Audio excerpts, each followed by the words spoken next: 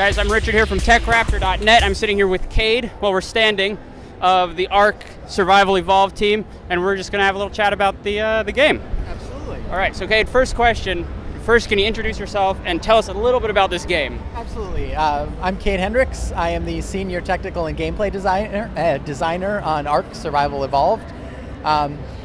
We've got a big survival game full of dinosaurs for you.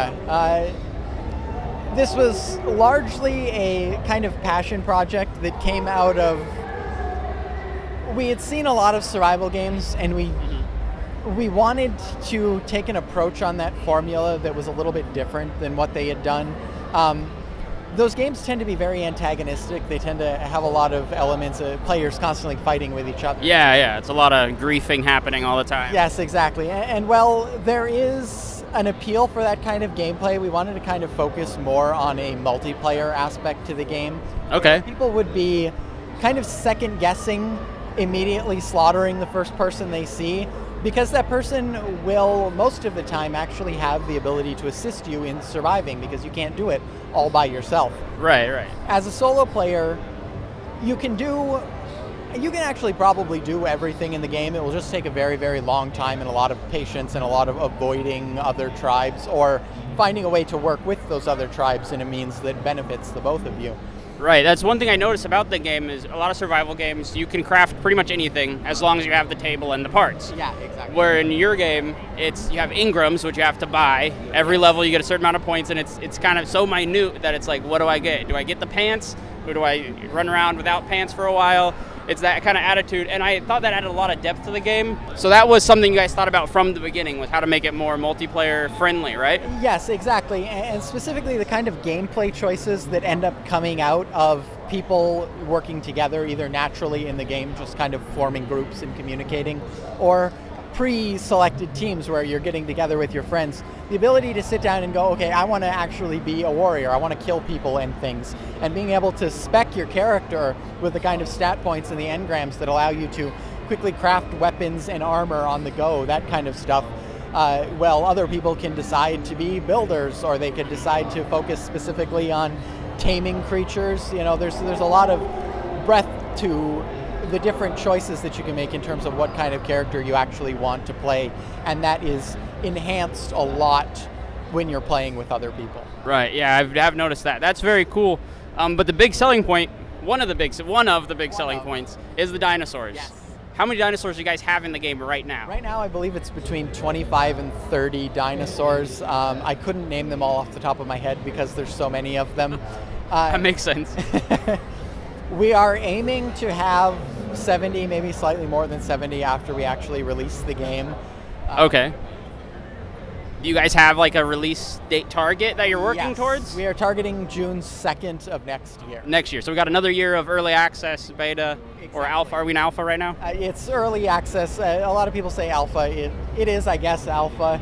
A lot of people see alpha as being very, very incomplete in terms of functionality and stuff like that, and we actually have a huge amount of the core functionality in the game. Right now it's just putting out more content and filling out the world and that kind of This is by far not a basic game. There's a lot here already. Yes, we have people who have sunk 100, 150 hours into this game already and are still playing it to see what else there is. It all really depends on how you want to play the game. If you're just in it to quickly rush towards the end game and kill the bosses and that's all you care about, then you're still looking at, with a group of maybe 2 or 3 people, you're still looking at least several days, if not a week of work. Yeah, you guys definitely did not make it an easy game to get into. What kind of drove you guys to make it so punishing, as we'll say? Well, so that kind of ties back into our focus on making sure that the game is benefiting people who play multiplayer.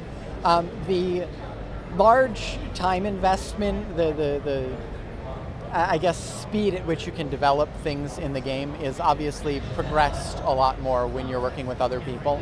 But the amount of punishment that the game has in store for you makes it so that your thoughts aren't always on how you can benefit yourself the most in the immediate. You have to ask the question of, is the environment going to kill me, and can somebody else help me to survive the environment? When you look at other games in the genre, the environments don't really lend much of a challenge. They're just kind of set pieces within which people are running around and killing each other and building bases. In our game, if you play with that mindset, and a lot of actually very popular streamers have shown us that this is extremely true, if you play with that mindset of kind of mindless antagonism, you can have success, but you're going to be eaten by a T-Rex eventually, and it's going to put an end to that. It will just suddenly show up out of nowhere. And if you're prepared for it, if you've really put a lot into preparing for that encounter with a T-Rex, you can survive as a solo player, and you can get back on your feet from it. But when you've got a group, you can fight a T-Rex, or you can survive those kinds of encounters. You can tame the kind of dinosaurs that are going to help you defend yourself from the natural threats that are out there. Nice. I like that part of the game. One complaint I hear, though, is the optimization. Like, I got a buddy who has 2 Titans. He says he can only get about 40 frames a second out of there. Yeah, that's actually about right. Sounds about right. The optimization is something that we knew was going to be an issue going to early access, because all of the development that we've done so far has been on, we need to get the game to where we want it. Right. And now that it's where we want it, or at least very close to where we want it in terms of graphical fidelity and in terms of the size and the amount that the world is actually filled out, we can go ahead and focus a lot more on getting into what is making the game run more slowly. Right. And we already know, our guy just starved to death, by the way. Okay. But we already know where a lot of the weaknesses in like our baseline in terms of our rendering, where the weaknesses are. Unreal 4 has a lot of really powerful profiling tools. And Visual C++, we work in Microsoft Visual Studio. Okay. It has a huge number of profiling tools and stuff like that, so that we can see exactly where our slowdowns are. And now it's just a matter of finding ways to make that all run a lot better. And you guys aren't wasting time either. No. Like we mentioned before we turned on the camera, you don't know what sleep means anymore, because you guys are round the clock working on patches, making the game better, putting stuff out. What kind of drives the company to work at that pace? It's kind of a crazy pace I've never seen before. So there's a core development team of about 8 or 9 people, and we've got other guys who are all over not just the United States on the East and West Coast, but we've got guys in Colombia, and we've got guys in France, and anywhere we can find talent, we are more than happy to bring them on, even if they work remotely. That's totally fine with us. We're in a big world with fast internet, and we can iterate on that kind of stuff. Nice. But we have this core group, and I have the pleasure of being part of that really core group, who we just want to make cool games. That's what's important to us. Is that we're making awesome games to play. And that, when it's at the heart of what you're developing, when you really enjoy what you're developing, and when that mindset of we just want to make cool stuff is there, you don't worry so much about sleep. The game more becomes kind of your baby, and you want to see that thing become better and better, and to grow and to be just the best possible thing you can create. And if that requires that you have 18, 20-hour days, it doesn't matter. It just doesn't matter. You just kind of lose yourself in the work.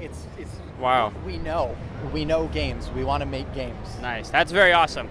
Thank you, Kayd, for talking with me. I'm going to let you go. I know you guys have another appointment right in 5 minutes. I gave you 5 minutes buffer.